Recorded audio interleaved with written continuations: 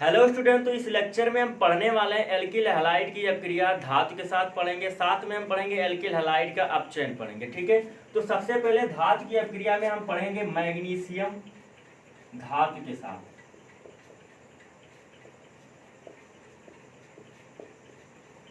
ठीक है, तो देखो होगा क्या, अगर हमने यहाँ पर एल्किल हैलाइड की अपक्रिया मैग्नीशियम के साथ कराते हैं और यहाँ पर रखते हैं अगर हम शुष्क ईथर। ठीक है, तो देखो होगा क्या, यहाँ पर जो हमारा यौगिक बन के आएगा वो बनेगा RMg और X बनेगा। ठीक है, क्या बनेगा RMgX। ये एक तरह का ऑर्गेनोमेटेलिक कंपाउंड होता है, यानी ये क्या है, कार्बो धातु यौगिक होता है। अब क्या होता है, अगर कार्बन से कोई धातु जुड़ा, यहाँ पर मैग्नीशियम जुड़ा, मैग्नीशियम क्या है, एक धातु है, तो इस तरह के यौगिक को कहते हैं ऑर्गेनोमेटेलिक कंपाउंड कहते हैं। ठीक है, इस बात को आप लोग याद रखना। अब ये अभिक्रिया एक साइंटिस्ट थे जिनका नाम था ग्रिग्नार्ड। इन्होंने क्या किया था, इस अभिक्रिया को कराया था, यानी ये जो अभिकर्मक बनाया था इसको हम कहते हैं ग्रिग्नार्ड अभिकर्मक। क्योंकि क्या है, ये ग्रिग्नार्ड ने क्या किया था, एल्किल हैलाइड की अभिक्रिया मैग्नीशियम से कराया था शुष्क ईथर की उपस्थिति में। आप लोगों ने 11th में पढ़ा भी होगा। ठीक है, इसलिए जो अभिक्रिया कहलाएगी वो कहलाएगी ग्रिग्नार्ड अभिक्रिया। ठीक है, और ये जो हमारा यहाँ पर यौगिक बन के आया, इसका नाम क्या होगा, इसका नाम होगा ग्रिग्नार्ड अभिकर्मक। क्या होगा, ग्रिग्नार्ड अभिकर्मक, यानी ग्रिग्नार्ड रेजेंट बन के आता। ठीक है, अब देखो क्या है, ये कैसे हुआ, यहाँ पर हम समझेंगे क्रिया विधि के द्वारा। तो एग्जांपल्स यहाँ पर देखते हैं क्या होता है। अगर हमने मेथिल ब्रोमाइड की अपक्रिया मैग्नीशियम के साथ कराते हैं और यहाँ पर भी हम रखते हैं शुष्क ईथर। क्या रखेंगे, शुष्क ईथर। तो जो हमारा यौगिक बन के आएगा, अब क्या बनेगा, यहाँ पर CH3 और ये हो जाएगा Mg और ये हो जाएगा हमारा Br, यानी जो बन के आएगा ये आएगा मेथिल मैग्नीशियम ब्रोमाइड। क्या बन के आएगा, मेथिल मैग्नीशियम ब्रोमाइड बन के आता है। ठीक है, ये क्या किया था, इस अपक्रिया में अगर आप देखोगे और भी रिएक्शन आप करा सकते हो। ठीक है, ये जो हमारा कंपाउंड बन के आया ये बहुत ही इंपॉर्टेंट कंपाउंड होता है। यहाँ से हम कई सारे यौगिक को बना सकते हैं। जैसे अगर आपको एल्केन बनाना है तब भी यहाँ से आप बना सकते हो, अगर आपको एल्कोहल बनाना है तब भी यहाँ से बना सकते हो, एल्डिहाइड कीटोन भी बन सकता है इस रिएक्शन के द्वारा। तो इसीलिए क्या है, ये अभिकर्मक जो बन के आया हमारे लिए बहुत ही इंपॉर्टेंट होता है, जिसे ग्रिग्नार्ड ने दिया था। ठीक है, अब इसको नोट कर लो, फिर हम इसकी क्रिया विधि के बारे में देखते हैं। तो अगर हम क्रिया विधि की बात करें तो देखो होता क्या है, ये Mg है, यहाँ से क्या होता है, एक इलेक्ट्रॉन निकलेगा। ऐसे समझो, जब एक इलेक्ट्रॉन यहाँ से निकलेगा तो ये बनाएगा Mg प्लस, साथ में यहाँ हमने क्या किया, एक इलेक्ट्रॉन को निकाला है। अभी देखो Mg प्लस है और एक इलेक्ट्रॉन इसके पास बाह्य कोश में, क्योंकि आपको पता है इसका जो होता है बाह्य कोश में 2 इलेक्ट्रॉन होते हैं। ये देखो ये इसका होता है 282 होता है, क्योंकि आपको पता है इसका परमाणु क्रमांक कितना होता है, 12 होता है। ठीक है, तो यहाँ पर कुछ इस तरह से होगा। अब देखो क्या होगा, यहाँ पर इस बार जो होगा CH3 और यहाँ पर Br। अब यहाँ से क्या होगा, यहाँ से आपको पता है Br माइनस निकलेगा तो बनाएगा ये क्या, CH3 और प्लस बनाएगा, साथ में क्या बनेगा, Br माइनस बनेगा। अब देखो ये प्लस है और ये क्या है, माइनस, ये इलेक्ट्रॉन है, ये क्या करेगा, इसके साथ रिएक्ट करेगा। तो देखो होगा क्या, CH3 प्लस है, साथ में क्या होगा, यहाँ पर ये जो इलेक्ट्रॉन होता है यहाँ पर जाकर इस कार्बन से जुड़ता है और बनाता है CH3 और समझ में आ रही बात ना। अब देखो क्या होगा, ये हमारा एक रेडिकल यहाँ पर तैयार हो गया। अब देखो यहाँ पर देखो एक रेडिकल है, एक देखो एक इलेक्ट्रॉन इसके पास है और यहाँ पर, तो इस स्टेप में क्या होगा, ये जो हमारा Mg प्लस और एक इलेक्ट्रॉन है, ये देखो कुछ इस तरह से और ये कुछ इस तरह से। अब एक इलेक्ट्रॉन इसका और एक इलेक्ट्रॉन इसका, ये दोनों क्या करेंगे, आपस में अपक्रिया करेंगे, CH3 और ये हमारा Mg बन जाएगा। ठीक है, अभी भी क्या है, इसके पास पॉजिटिव है। समझ में आ रही बात ना। देखो क्या होता है, एक इलेक्ट्रॉन इसका है और एक इलेक्ट्रॉन इसका, तो दोनों मिलके एक बंध बनाते हैं ना, और एक बंध में कितने इलेक्ट्रॉन होते हैं, 2 इलेक्ट्रॉन होते हैं। अब ये जो हमारा है CH3 Mg प्लस, ये क्या करता है, आपको पता है यहाँ पर Br माइनस घूम रहा है, अब ये इसके साथ जुड़ जाता है। ठीक है। तो जो हमारा बन के आता है वो बनेगा CH3Mg और ये हो जाएगा हमारा Br, ठीक है। ये कंपाउंड हमारा बन के आता है। कहने का मतलब ये इसकी सिंपल सी क्रियाविधि होती है, ठीक है। तो ओवरऑल अगर हम बात करें तो देखो क्या है, ग्रिग्नार्ड जो अभिकर्मक यहाँ पर हम बनाते हैं इसका उपयोग आपके लिए बहुत ही इंपॉर्टेंट होता है। आप लोगों ने 11th में एल्केन बनाया होगा और एल्कोहल भी बनाया होगा, कीटोन भी बनाया होगा या लिहाइड भी बनाया होगा, ठीक है। तो कई सारे प्रोडक्ट के लिए ये हमारा जो होता है ये अभिक्रिया यूज में आती है, ठीक है। तो इसको नोट कर लो आप लोग। तो जो हमारा दूसरा अभिक्रिया है वो हम कराएंगे सोडियम धातु के साथ, ठीक है।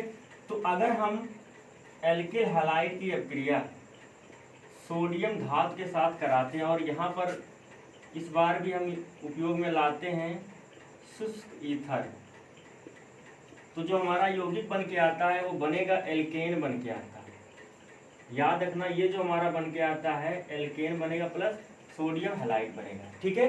समझ में आ रही बात ना। अब देखो क्या है, यहाँ पर बैलेंस कर लो पहले। यहाँ पर अगर आप 2 कर देते हो और यहाँ पर भी 2, तो ये हमारा बन के आएगा, साथ में हम यहाँ पर कर देंगे 2, ठीक है। कहने का मतलब है अगर हम सोडियम धातु के साथ एल्किल हैलाइड की अभिक्रिया कराते हैं शुष्क ईथर की उपस्थिति में तो हमारा एल्केन बन के आता है। और ये एल्केन कैसा होना चाहिए, ये 2 कार्बन का एल्केन होगा, ठीक है, इस अभिक्रिया में। अब इस अभिक्रिया को एक साइंटिस्ट थे जिनका नाम था उर्ज। क्या नाम था इनका नाम था उर्ज। तो ये अभिक्रिया जो हमारी क्या कहलाती है, उर्ज अभिक्रिया कहलाती है।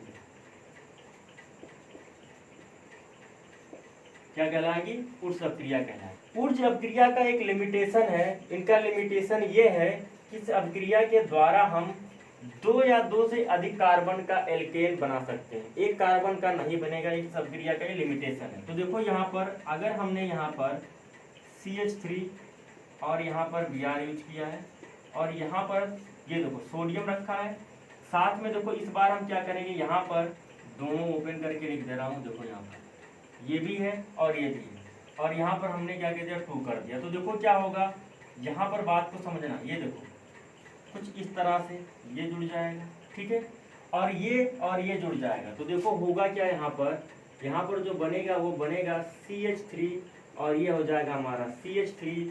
अब यहाँ पर 2 सोडियम और 2 Br माइनस, तो हमारा बनाएगा 2Na और ये हो जाएगा हमारा Br। तो यहाँ पर अगर आप देख रहे हो तो कितने कार्बन है, 2 कार्बन है। तो इस अभिक्रिया की लिमिटेशन यही थी कि यहाँ पर क्या है, 2 या 2 से अधिक कार्बन का क्या हम एल्केन प्राप्त कर सकते हैं। ये हमारा क्या है, एल्केन है। यानी ये जो बन के आया है ये क्या है, ये है हमारा एथेन। क्या है, ये हमारा एथेन। ऐसे आप और भी बना सकते हो। इस बार अगर हमने यहाँ पर क्या यूज किया है, CH3 और Br प्लस सोडियम। अगर हमने यहाँ पर इस बार लिया है, सपोज कर लो C2H5, यानी ये एथिल ब्रोमाइड यूज किया है। तो देखो होगा क्या है, यहाँ पर कुछ इस तरह से जुड़ेगा और जो हमारा बन के आएगा वो बनेगा इस बार। देखो हर जगह शुष्क ईथर यहाँ पर है, इस बात को आप लोग नोट करना, ठीक है। तो जो हमारा इस बार बन के आएगा वो बनेगा CH3 CH2 और CH3।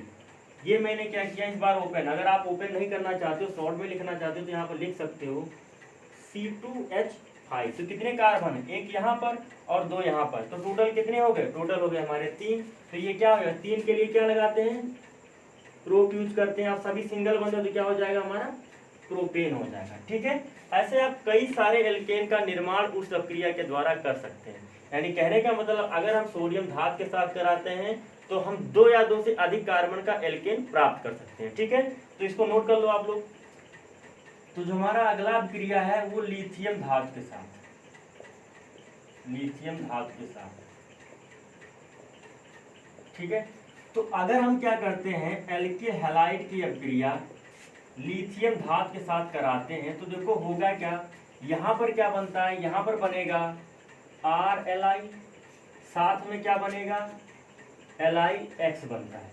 देखो क्या है, अगर मैं यहाँ पर पहले आप उदाहरण लेके समझो। अगर हमने यहाँ पर CH3 CH2 और ये Cl है, इसकी अभिक्रिया हमने करा दिया है Li के साथ। यहाँ पर देखो बैलेंस का लेना, क्योंकि 2 यहाँ पर लिथियम, 1 और 1 यहाँ पर, ठीक है। तो जैसे हम इसकी अभिक्रिया यहाँ पर कराते हैं तो जो हमारा बन के आता है वो बनेगा CH3 CH2 और ये हमारा हो जाएगा क्या Li, साथ में क्या बनेगा LiCl, लिथियम क्लोराइड बनेगा। ठीक है, सबसे इंपॉर्टेंट बात जो इस अभिक्रिया की होती है वो ये होता है, यहाँ पर क्या होता है प्रबल नाभिक स्नेही का निर्माण करता है। आपको पता है अगर आपको कार्बन पर अगर ऋणावेश है तो ये प्रबल नाभिक स्नेही होता है। अगर बात करोगे तो प्रबल क्षार होगा, ये क्या है बहुत सबसे अच्छा, अगर देखोगे सब में तो जो कार्बन पे अगर माइनस है तो ये सबसे अच्छा प्रबल क्षार होगा, इस बात को नोट में रखना। तो लिथियम का उपयोग हम ही करते हैं क्या प्रबल क्षार बनाने के लिए, क्योंकि क्या है ये टूटेगा, यहाँ से देखोगे ये अगर टूटेगा तो क्या बनाएगा यहाँ पर CH3 CH2 माइनस बनाएगा, साथ में Li प्लस, क्योंकि आपको पता है किसी भी धातु पे हमेशा पॉजिटिव चार्ज ही आता है, नेगेटिव कभी नहीं आता है। ठीक है, तो नेगेटिव किसके पास आएगा इसके पास, क्यों ऐसा होता है ये भी देख लो। आपको पता है लिथियम की जो विद्युत ऋणात्मकता होती है इस कार्बन से कम होता है, तो क्या होगा कार्बन से कम है तो क्या इलेक्ट्रॉन इधर आएगा क्योंकि इसकी विद्युत ऋणात्मकता ज्यादा है, तो यहाँ पर क्या आएगा यहाँ पर पॉजिटिव आएगा और यहाँ पर नेगेटिव आता है और ये बन के आता है। और आपको पता है ये क्या है, अगर कार्बन पर ऋणावेश होता है तो एक बहुत ही प्रबल क्या होता है नाभिक स्नेही होता है, यानी आप कह सकते हो बहुत ही प्रबल ये क्या होगा क्षार होगा। तो ओवरऑल अगर हम लिथियम का उपयोग करते हैं तो हम क्या करते हैं प्रबल क्षार बनाने के लिए एल्किल हैलाइड की अभिक्रिया कराते हैं। ठीक है, तो इसको नोट कर लो आप लोग। तो हमारा जो धातु के साथ था वो अभिक्रिया हो गया खत्म। अब जो हम पढ़ने वाले हैं लास्ट टॉपिक है वो पढ़ेंगे हम अपचयन। ठीक है, यानी क्या है रिडक्शन। देखो होता क्या है, अगर हम क्या करते हैं एल्किल हैलाइड का यहाँ पर अपचयन कराते, अपचयन में क्या होता है हाइड्रोजन हमेशा जुड़ता है, तो इसका अगर हम अपचयन कराएंगे तो ये हमारा जो बन के आएगा वो बनेगा क्या एल्केन बनेगा। ठीक है, यानी जो ये हमारा बनेगा वो बनेगा एल्केन, साथ में क्या बनेगा यहाँ पर ये बनेगा HX बनेगा। ठीक है, ओवरऑल कहने का मतलब है अगर हम एल्किल हैलाइड का अपचयन कराते हैं तो हमारा जो बन के आता है वो बनेगा क्या एल्केन बनता है। यहाँ पर हम उदाहरण से समझते हैं, अगर हमने क्या किया है CH3 CH2 और Cl की अभिक्रिया, यहाँ पर देखो क्या है ये हाइड्रोजन लिया है। ठीक है, एक नेसेंट हाइड्रोजन होता है, अगर इसके साथ हम कराते हैं तो जो यहाँ पर बनेगा वो बनेगा CH3 और यहाँ पर CH2 था ना, अब देखो क्या एक हाइड्रोजन इसके साथ जुड़ गया तो ये क्या बना लेगा CH3 हो जाएगा और ये हमारा क्या बनेगा HCl बनता है। ठीक है, लेकिन अब बात आती है यहाँ पर किसकी उपस्थिति में हम अपचयन करा सकते हैं। तो देखना अगर कहीं आपको ऐसा मिल जाए ZnC2H5OH में, या आपको कहीं ऐसा मिल जाए H2 के साथ Ni मिल जाए या आपको Fe मिल जाए। ठीक है, ऐसा कहीं अगर आपको मिल रहा है, आपको पता है क्या वनस्पत तेल से हम वनस्पत घी बनाते हैं, तो वनस्पत तेल से जब वनस्पत घी बनाते हैं तो इसी का तो उपयोग करते हैं हम वहां पर, भाई एल्कीन से एल्केन बनाते हैं ना, एल्केन बनाते हैं तो इसी का उपयोग करते हैं ना, तो यानी वहां पर हम अपचयन कराते हैं। ठीक है, तो कहीं अगर आपको ऐसा दिख रहा है तो समझ लेना उसका क्या होगा, अगर यहाँ पर लिखा हुआ है तो ये जो हमारा यौगिक है उसका हमेशा क्या होगा अपचयन होगा, या आपको कहीं ऐसा लिखा मिल जाए SN और HCl मिल जाए, तो इस बात को भी याद रखना, अगर आपको ऐसा कहीं मिल रहा है तो ये भी क्या कराएगा हमारा अपचयन कराएगा। ठीक है, और सबसे जो फेमस है वो क्या है लिथियम एल्युमिनियम हाइड्राइड, ये भी अगर कहीं आपको दिख रहा है तो समझ लेना क्या हो रहा है उस यौगिक पर क्या होगा उसका अपचयन ही होगा। समझ में आ रही है बात ना, तो याद रखना कि अगर लिथियम एल्युमिनियम हाइड्राइड भी अगर दिख रहा है तो समझ लेना उसका क्या होगा अपचयन होगा।